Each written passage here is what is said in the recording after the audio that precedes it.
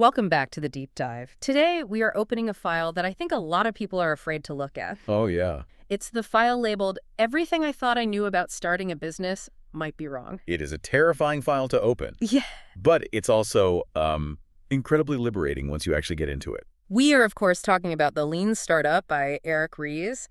And I want to set the stage here because I think most of us have this very specific cinematic idea of what a startup is. You know, the montage. The garage montage, for sure. Exactly. It's the social network movie vibe. You have the eccentric genius, usually a college dropout. They have a eureka moment in the middle of the night. Right. They scribble some formulas on a window. They code for 3 days straight, fueled by, I don't know, energy drinks. Yeah. And then, boom, they launch. And the servers crash because of overwhelming demand. Of course, so many people are signing up, and suddenly there are billionaires ringing the bell at the New York Stock Exchange. It's a great story. It makes for fantastic cinema. But Eric Ries is here to tell us that this story is not just a myth. It's actually a dangerous lie. A dangerous lie. It really is. It's the great man theory of entrepreneurship, that success comes from, just brilliance plus determination. And if you fail, it's because you weren't determined enough, or your idea wasn't brilliant enough. You just didn't have it. Right. But Ries argues that the reality is much more boring and much more tragic. Most startups don't fail because the founders lacked passion or vision. They fail because they built something that nobody wanted. Oh, that hurt. It's devastating. They spent years of their lives efficiently building the wrong thing. That's the tragedy we want to avoid today. So we're going to dismantle the old way of thinking, the detailed business plans, the 5-year forecasts, and replace it with what Ries calls a scientific approach to innovation. Which sounds dry, a scientific approach, but it's actually the only way to survive the chaos. It's the only way to find your way through the fog. So let's start with definitions, because when I say startup, I think a lot of listeners might tune out. They're thinking, I work in HR at a bank, or I'm a project manager at a construction firm. This doesn't apply to me. And that is the first major mindset shift we need to make. That's the first wall to break down.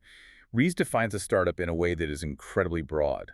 He says, a startup is a human institution designed to create a new product or service under conditions of extreme uncertainty. Extreme uncertainty. That's the key phrase. That's the anchor. That is the anchor. So if you are opening a franchise restaurant, say a Subway, you are an entrepreneur, sure, but you are not a startup. Because the uncertainty is low. Exactly. You know who eats sandwiches, you know how to make them, you have a playbook, you can forecast your revenue pretty accurately, there's a known model. Right. But if you are a manager at a massive company like General Electric or Intuit, and you are tasked with creating a totally new product line for a market that doesn't exist yet, Then you are in a startup. even if you have a steady paycheck and a 401k, Even if you're wearing a suit and sitting in a cubicle, if you don't know who the customer is and you don't know what the product should be, you are navigating extreme uncertainty. You are a startup founder. I love that he basically says, stop looking at the size of the company or the industry. Look at the uncertainty. It democratizes the concept. It means this methodology isn't just for tech bros in Silicon Valley. It's for anyone trying to do something new. And the goal of this startup, whatever form it takes, is also different. It's not make money, at least not at first. No, not at all. The goal is to learn, specifically to learn how to build a sustainable business. Everything else, revenue, marketing, features, is secondary to that learning process. This brings us to the first big section of our discussion, the philosophy. Ries has this phrase, entrepreneurship is management, which I have to admit feels like an oxymoron. It does, doesn't it? Because usually people become entrepreneurs to escape management. Exactly. They want to get away from the bureaucracy, the meetings, the TPS reports, They want to just do it. They want to move fast and break things. the just do it trap. That's what he calls it. It's this reaction against corporate structure where founders go to the opposite extreme. They embrace chaos. They say, we don't need a plan, we're agile. We're just going to build and see what happens. And Ries says that is just as fatal as the bureaucracy. Right, because if you're just doing it, you're driving blind. You might be driving 100 miles an hour and it feels exhilarating, but you're probably driving off a cliff. So what's the alternative? Entrepreneurship is management, but it's a specific type of management designed for uncertainty. It's not about optimizing a known process. It's about discovering the process. To really drive this home, we have to talk about the IMVU story. This is Ries's own origin story, and it is painful. It is the foundational trauma of the lean startup. I mean, you can feel the pain in the way he writes about it. So set the scene for us. It's 2004. Reese is the CTO, Chief Technology Officer of a company called IMVU. Right. And they have this vision. They want to bring the world of 3D gaming into the world of instant messaging. At the time, everyone was on AOL Instant Messenger or MSN Messenger. The glory days of ASL and away messages. Exactly. So their idea was, we will build a 3D avatar add-on. You download our software, and suddenly, while you're chatting on AOL, you appear as a 3D character. It sounds cool. I mean, on the surface, that sounds like a fun idea. It sounded great on paper. Yeah. So being good engineers, they got to work. They spent 6 months in stealth mode. That classic, don't let anyone see it until it's perfect mentality. Oh, yeah. They worked insane hours, sleeping under desks, eating takeout every night. They wrote thousands of lines of code to make their software compatible with every possible instant messaging client. It was a technical masterpiece. So they're following the rules. They followed all the rules of traditional project management. They were on time, on budget, and high quality. They checked all the boxes. And then came launch day. And then came silence. Basically nobody. They tried everything. They brought in friends. They begged people. But the numbers were flatlining, just a deadline. So what went wrong? Was the code buggy? Was it a bad user experience? The code was perfect. Yeah. The problem was the premise. When they finally started talking to customers, which they should have done on day one, they realized two things. Okay. First, people didn't want to download a weird 3D add-on to talk to their existing friends. It felt awkward. Hey, Grandma, look at my 3D avatar. Yeah, I can see that being weird. Exactly. And second, and this is the crucial part, the customers didn't want to talk to their existing friends with avatars. They wanted to use the avatars to meet new friends. No. They wanted a standalone social network, not an add-on. So the entire add-on feature, the thing they spent 6 months sweating over, was useless. It was worse than useless. It was waste. And here is the kicker, the part that really hurts. What's that? Ragers realized that if they had just put up a landing page on day one that said, download this 3D add-on, and saw that nobody clicked it, they would have learned the exact same lesson. But they would have learned it in 5 minutes, not 6 months. Precisely. They could have saved 6 months of their lives. And that is the core definition of waste in the lean startup. It's not about being inefficient with your time. It's about spending your time efficiently doing the wrong thing. That's a heavy realization. I did good work, but it was waste because it created no value for anyone. Value is only value if the customer perceives it as a benefit. Everything else, no matter how well it's built, is waste. So, how do we avoid the 6 months of waste? This brings us to the engine of the methodology, the build, measure, learn feedback loop. This is the steering wheel. This is the whole engine. Instead of a linear path plan, build, launch. It's a circle. A loop. A loop. You start with an idea, you build a product or a version of a product, you put it out there, you measure how people react to get data, and then you learn from that data to refine your idea. And then you go around again. And the game isn't just to do it once. No, the game is speed. You want to minimize the total time through the loop. The faster you spin that loop, the faster you learn. A startup that learns faster than its competition is the one that wins. You can't just build random things and see what sticks, right? You have to start with a hypothesis. Ries calls these leap of faith assumptions. I love that term. Because every business plan, underneath all the spreadsheets and projections, relies on a few core beliefs that must be true for the business to survive. And if they aren't true, the whole thing collapses. The whole house of cards comes down. Right. Ries breaks these down into two main categories, the value hypothesis and the growth hypothesis. Let's unpack those. The value hypothesis asks a really simple question. Does a customer actually get value from this? When they use it, do they smile? Do they solve a problem? Do they come back? Is their life better in some small way? And the growth hypothesis. The growth hypothesis asks, how do new customers discover the product? Is it word of mouth? Is it viral? Is it paid ads? How does this thing spread? So for IMVU, their value hypothesis was people want to use 3D avatars with their existing friends. And that hypothesis was false. Yeah. But because they didn't test it directly, they built the whole product on top of a crumbling foundation. So you have your assumptions, you know what you need to test, but you can't test it from your desk. This leads to a concept Ries borrows from the Toyota production system, Genchi Genbutsu. It's a Japanese phrase that translates roughly to go and see for yourself. Get out of the building. Exactly. Steve Blank, another huge figure in this space, always says, there are no facts inside the building, only opinions. You have to go to the Jumma, the place where the work is actually happening or where the customer is actually living their life. There's a fantastic story in the book about the Toyota Sienna minivan that illustrates this perfectly. Oh, the story of Yuji Okoya. It's brilliant. Yes. So Yokoya gets assigned to be the chief engineer for the new Sienna. Now, the Sienna is a car for the North American market. Yokoya is Japanese. He doesn't live in America. Right. And the traditional management approach would be, look at the sales data, look at the surveys, hold a focus group in a sterile room with a two-way mirror. Right. Get some reports. But Yokoya says, no, I need to see it. So he decides to drive a Sienna into every single U.S. state, every Canadian province, and parts of Mexico. That is a road trip. A serious road trip. 53,000 miles.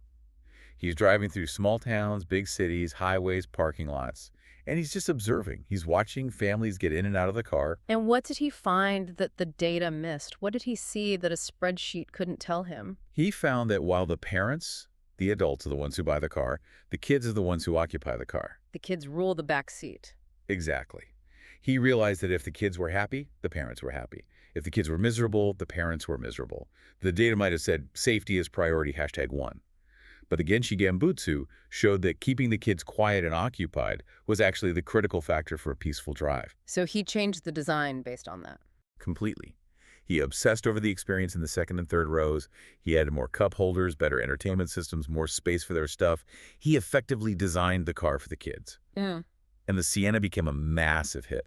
And he never would have learned that from a spreadsheet in Tokyo. Never in a million years. So we've got our hypothesis. We're willing to get out of the building. Now we need something to show people. This is where we get to the most famous and arguably most misunderstood concept in the book, the MVP, the minimum viable product. Oh, the MVP. It's become such a buzzword that it has almost lost its meaning. Yeah, people think it means a crappy version of the final product, or just version 1.0. Or they think it means the smallest set of features we can sell. But Ries is very specific. He defines the MVP as the version of a new product which allows a team to collect the maximum amount of validated learning with the least effort. Maximum learning, least effort. Notice that he doesn't say maximum revenue or maximum features. Sometimes the MVP isn't even a product. It's not about the minimum. It's about the viable part for learning. Let's look at some examples, because I think this is where the light bulb really goes on for people. Let's talk about Zappos. Zappos is the classic case. Nick Swinmurn, the founder, had a hypothesis in 1999. People are willing to buy shoes online. Which, back then, was a massive leap of faith. The internet was still kind of scary. People wanted to try shoes on. Right. Now, if you were following traditional business logic, what would you do? You would write a business plan, raise millions, build a warehouse, buy a ton of inventory, negotiate with Nike and Adidas, build a complex e-commerce site. You'd spend millions before you sold a single sneaker. Exactly. Yeah. Swinmurn didn't do that.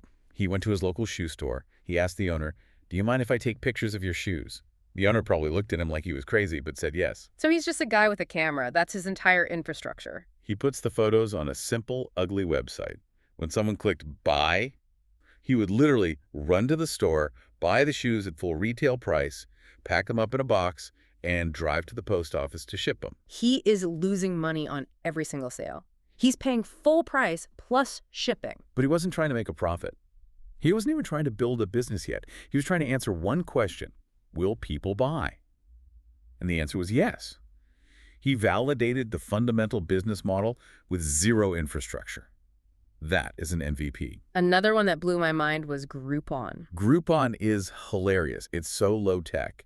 Before they had the fancy app and the coupon engine, they were just a blog, a WordPress blog. The point, right? It started as the point, but when they pivoted to coupons, they just posted a blog post saying, "Pizza deal at the place downstairs, 2 for 1. If you wanted it, what was the process? If you wanted it, you didn't click a redeem button that generated a QR code. No, they had a script that would email you a PDF file. A PDF. A PDF that they made manually. It was totally unscalable. If 5,000 people had bought it, they would have been in trouble. But it proved that people wanted the deals. They built the automation after they proved the demand. And then there's Dropbox. Because Zappos and Groupon are consumer services, you can kind of fake those. But Dropbox is deep tech. It's file syncing across operating systems. You can't just fake that. No, you can't. And that was the problem. Drew Houston, the founder, faced a dilemma. To build Dropbox, he needed to write deep kernel-level code. It's hard stuff and would take months or years. And investors were skeptical. They said, Google has a drive, Microsoft has a drive, why do we need this? The market seems full. So Drew made a video. That's the MVP. A video. Just a video. It's a 3-minute screencast. He narrated it himself. And he was clever. He knew his audience was the tech crowd on Dig and Slashdot. So he threw in these little Easter eggs, jokes, references to memes. He made it entertaining. He made it for them. He made it authentic. Yeah. He showed how seamless the syncing was. You drag a file here, it appears there. It looked like magic. He posted the video on Dig. And the results. Overnight, his beta waiting list went from 5,000 people to 75,000 people. Boom, just from a video. He didn't write the code for the mass market yet. He just validated that people wanted the magic. The video was the MVP because it answered the question, if I build this, will you use it? With a resounding yes. I think we should also touch on the village laundry service example, because it shows this isn't just for digital products. This was in India. Right. This is a great example of a concierge MVP. So in India, few people had washing machines at home. They hand-washed or used local dobbies. The hypothesis was people would pay for a premium laundry service if it was convenient and fast. But buying washing machines for every home is too expensive, and building a giant central laundromat is risky. You don't know if people come. So they mounted a consumer-grade washing machine on the back of a pickup truck. The laundry truck, I love. They parked it on a street corner in Bangalore. They wanted to test. Would people hand their clothes to a stranger on a truck? Would they pay? How much would they pay? They did the laundry right there on the street. Right there. It wasn't scalable. You can't build a massive business on pickup trucks. But it allowed them to talk to the customers, see their hesitation, tweak the price, and understand the cultural barriers, all for the cost of one truck and one machine. It's brilliant, but I have to play devil's advocate here. I can hear the listeners, especially the ones in bigger corporations, getting nervous. For sure. They're thinking, if I put a washing machine on a truck or a fake website and it breaks or it looks amateurish, I'm going to ruin my brand. The quality objection. Yeah. It's the #1 reason people refuse to do MVPs. We are a premium brand. We can't ship crap. Exactly. Apple doesn't ship crap. Well, first of all, you aren't Apple yet. Most of us aren't. But Ries has a very specific answer to this. He says, if you don't know who the customer is, you don't know what quality means to them.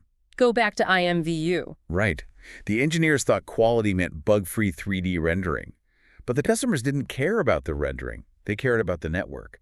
The engineers spent 6 months building quality that nobody wanted. So low quality is often just features the customer doesn't care about. Precisely. And the second point is about who sees the MVP. You don't launch an MVP to the mass market. You don't buy a Super Bowl ad for your MVP. You target early adopters. Define that group for us. Who are they? Early adopters are the people who feel the pain of the problem most acutely. They are the ones desperate for a solution. Because they are desperate, they are forgiving. They're the ones who wait in line for the new iPhone on day one, even though they know the battery life might be weird. They actually like that it's weird. They like being first. Yeah. They want to be part of the feedback loop. They want to tell you what's wrong. If you give an early adopter a perfectly polished product, they're almost disappointed because they can't contribute. So the MVP is actually a way to build a relationship with these people. Exactly. You were saying, this is rough, but we're going somewhere. Come with us. Help us build this. Okay, so we've launched the MVP. We have users. Things are happening. Now we need to know if we are succeeding. And this is where standard business accounting falls apart. Oh, completely. Traditional accounting is designed for stability, profit and loss, balance sheets. If you look at a startup's P&L, it's a disaster. Revenue, 0. Expenses, high. Conclusion, you're failing. Shut it down. Right. So startups need a different scorecard. Ries calls it innovation accounting, and the first step is to stop looking at vanity metrics. I love this term, vanity metrics, because it's all about ego. These are the numbers that make you feel good but tell you nothing about the health of the business. Give us the greatest hits. Total registered users, cumulative page views, total downloads. The charts that always go up and to the right, the Yeah. hockey stick. Exactly. Look, boss, we hit 1 million registered users. Yeah. Looks impressive, but it's dangerous. Because total users is a gross number. It doesn't tell you if those users are active. It doesn't tell you if they hate the product. You could have 1 million users because you spent $10 million on ads yesterday, but 99% of them never logged in a second time. And if you rely on that metric, you'll think you're succeeding while you're actually burning to the ground. You're flying the plane into a mountain. But the dials look great. So what's the alternative? How do we get real data? Actionable metrics. And the gold standard here is cohort analysis. Okay, cohort analysis sounds like something from a statistics textbook. Break it down for us. It's actually very simple. Instead of looking at all users as one big blob, you break them into groups based on when they joined. So the January group, the February group, the March group, like classes in a school. Right. Let's say you launch a new feature in February. You want to know if it worked? You look at the January cohort. What percentage of them came back a week later? Let's say 10%. Then you look at the February cohort, the people who signed up after the change, what percentage of them came back? If it's 20%. Then your feature worked. You have proof. You can say this change improved retention. But if it's 5%, you broke something. And you would never see that in the total users chart. Never. The total users chart would just keep going up. Cohort analysis is the only way to see cause and effect. Ries says metrics must be the 3 A's. Actionable, meaning they show cause and effect. Accessible, meaning everyone in the company can understand them. And auditable, meaning the data is credible and real. So you're watching the cohorts, you're running experiments, and eventually you come to a fork in the road. The data is telling you something. A moment of truth. The pivot. Or persevere. Right. You have regular meetings.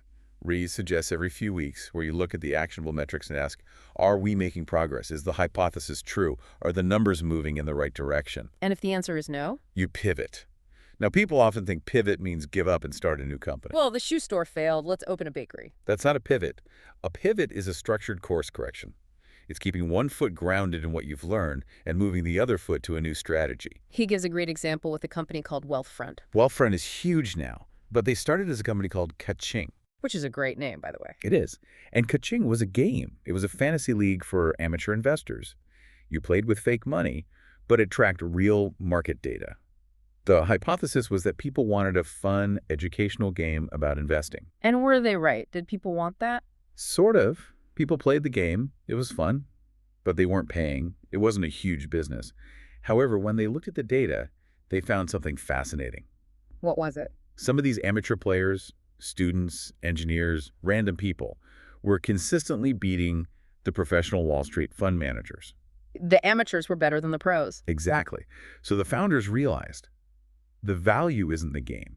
The value is the data on who the geniuses are, the signal hidden in the noise. So they pivoted. They pivoted away from the game entirely. They built the platform where you could give your real money to these amateur experts to manage. They became an investment manager, not a gaming company. That's a huge shift, but it was grounded in the data they got from the first iteration.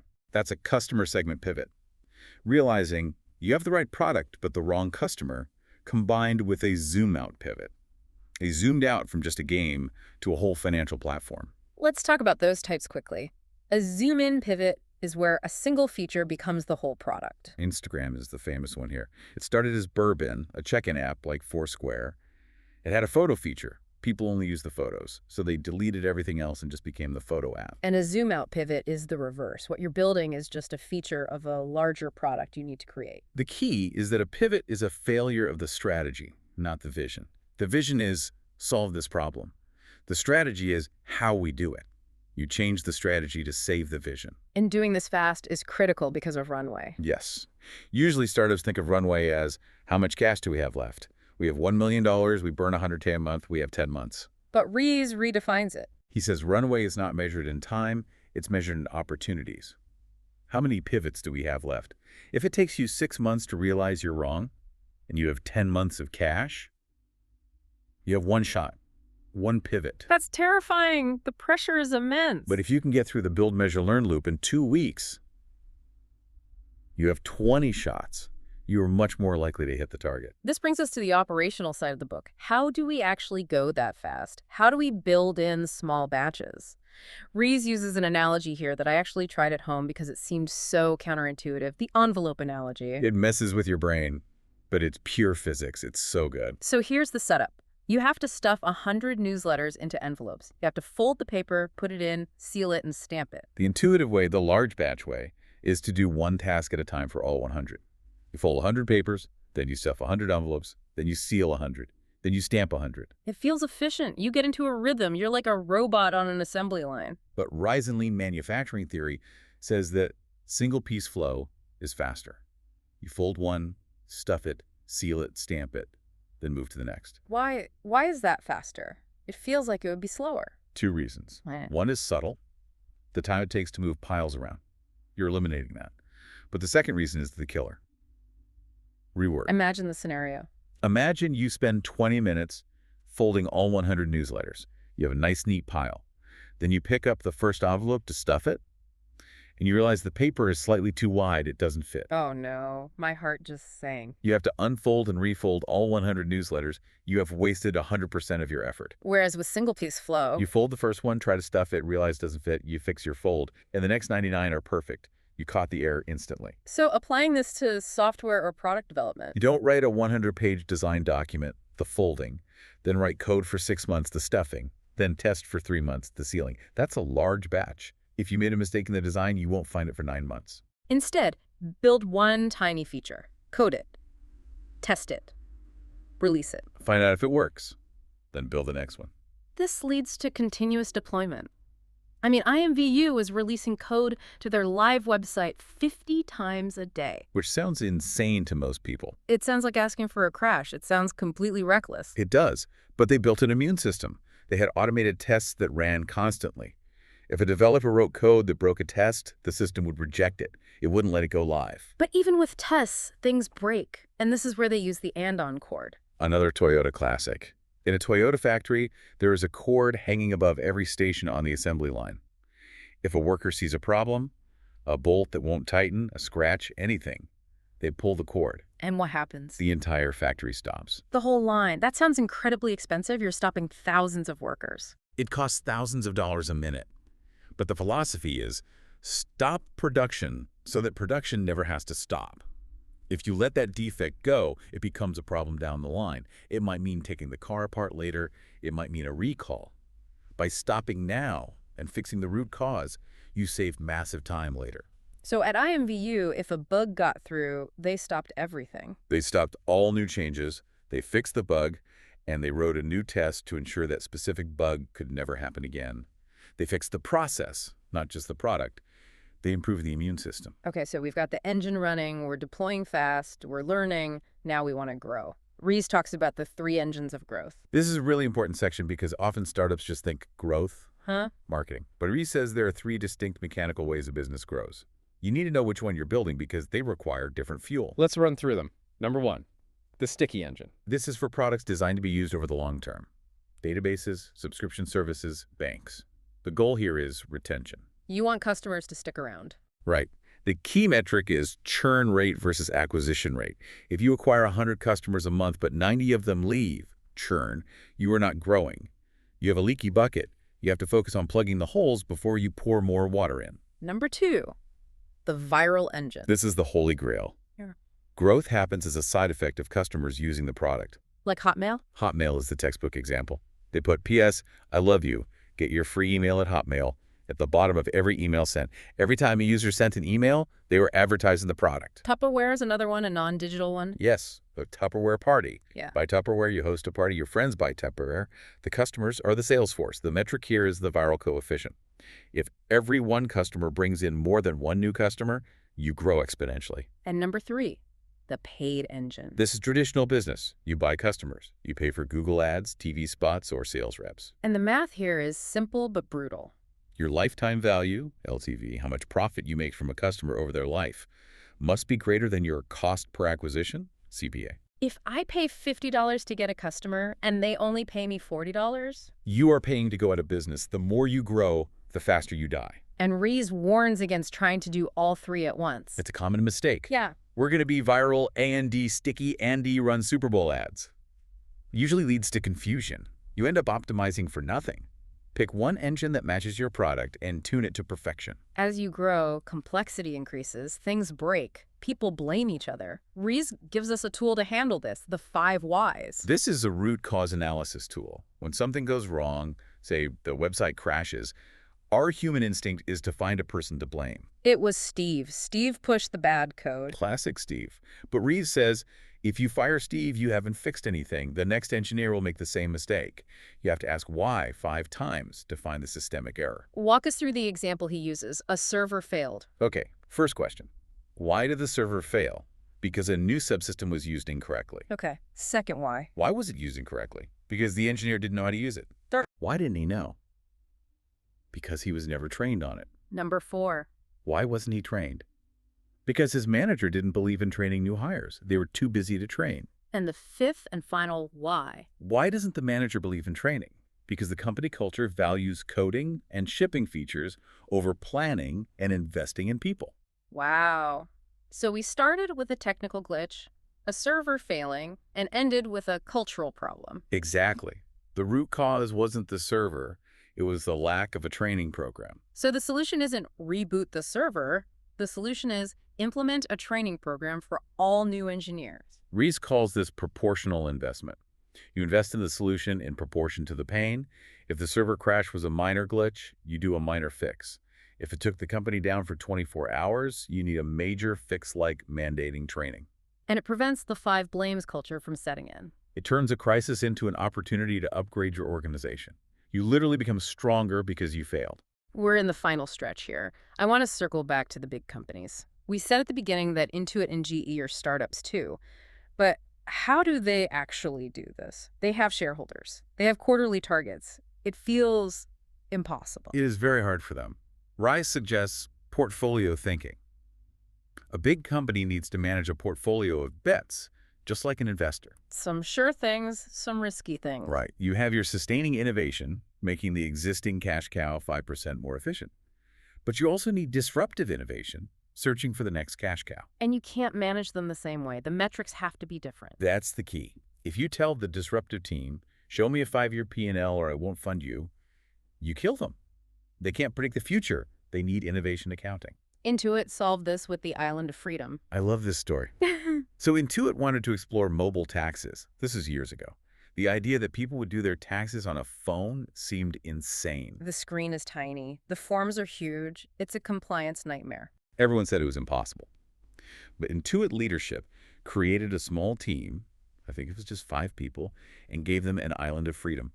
They said, you can break the rules. You don't need to use our standard systems. You don't have to follow our normal processes. Just see if this is possible. So they created a startup inside the corporation. That's exactly what they did. Yeah. And they created SnapTax. They realized people didn't want to type their taxes. They wanted to take a picture. So they built an MVP where you snap a photo of your W-2 and it autofills the form. That is genius. It completely changes the user experience. It exploded. It became a massive new product line.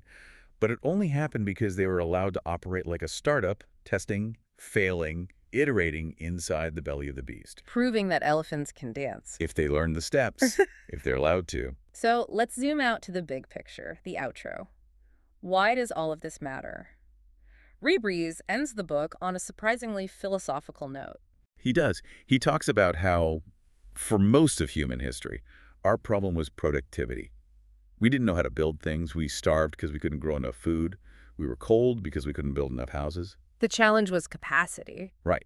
But today, we have the capacity. We can build anything. We can put a man on Mars. We can build a social network for pets. The problem of our time isn't can we build it, it's should we build it. He quotes Peter Drucker. There is nothing so useless as doing with great efficiency that which should not be done at all. That is the tragedy the lean startup aims to solve. It's not just about saving venture capital money.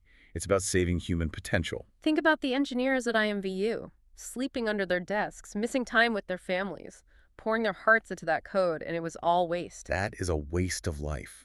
A waste of creativity. Ries wants to stop that. He wants us to treat our work with the rigor of a scientist so that we don't spend our lives building things that end up in the digital graveyard. It's a call to arms. Stop guessing. Stop relying on alchemy and ego and vision. Start learning. Be a scientist about your work. So here is the challenge for you, the listener. We want you to take this out of the podcast and into your life. Think about the project you're working on right now. It doesn't have to be a startup. It could be a new initiative at work. It could be a side hustle. It could be planning a community event. What is the one leap of faith assumption you are making? The one thing that must be true for this to work, but you haven't actually checked. Maybe you assume people want this feature. Maybe you assume they will pay $50 for it. Maybe you assume they'll even notice it. Now, what can you do today? Not in 6 months, not after you build the app, but today to test that assumption. Can you call 5 customers? Can you put up a landing page? Can you try to sell it before you build it? Can you build a video MVP? Don't just sit there and plan. Go and see. Stop wasting your time. Start validating your learning. That's it for this deep dive into the lean startup. It's a dense book, but it changes the way you see the world. Go forth, iterate, And we'll see you on the next one. Keep testing.